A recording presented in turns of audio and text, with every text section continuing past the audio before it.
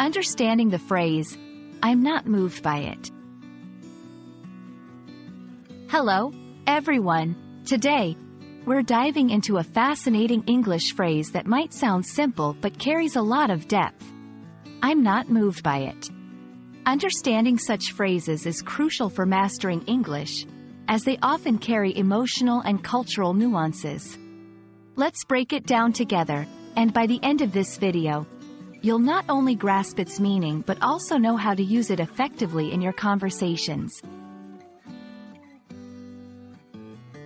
The phrase, "I'm not moved by it," literally means that something does not emotionally affect or impress the speaker. When someone says they're not moved by something, they're indicating a lack of emotional engagement or response. This could be in relation to a wide range of things, such as art, music, a speech, or even a significant event. Context is key when using this phrase. "I'm not moved by it" can be used in various situations, but it's important to understand the tone and implication behind it. It can express a spectrum of emotions, from disappointment to indifference. The phrase might imply that the speaker had high expectations that were not met, or simply that they have a different taste or perspective. Using "I'm not moved by it" in conversation requires a bit of tact. It's a polite way to express a lack of interest or excitement, but it's crucial to consider the listener's feelings, especially if they are personally connected to what's being discussed. Here's how you can use it effectively.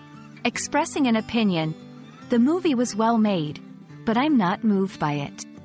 Sharing feedback: "Your presentation was informative, but I'm not moved by it." Maybe adding some personal stories could help. Discussing preferences: "I understand why people like this song, but I'm not moved by it. I prefer something more upbeat." Let's see some examples to better understand how to use "I'm not moved by it" in various contexts. Art critique: "The painting is technically impressive, but emotionally, I'm not moved by it." Literature discussion: "The book received great reviews, but personally, I'm not moved by it. It didn't touch my heart." Personal reflection: "Everyone seems to be affected by the news, but for some reason, I'm not moved by it. I guess I've become a bit desensitized." And there you have it. We've explored the phrase, "I'm not moved by it," from its literal meaning to its application in conversation.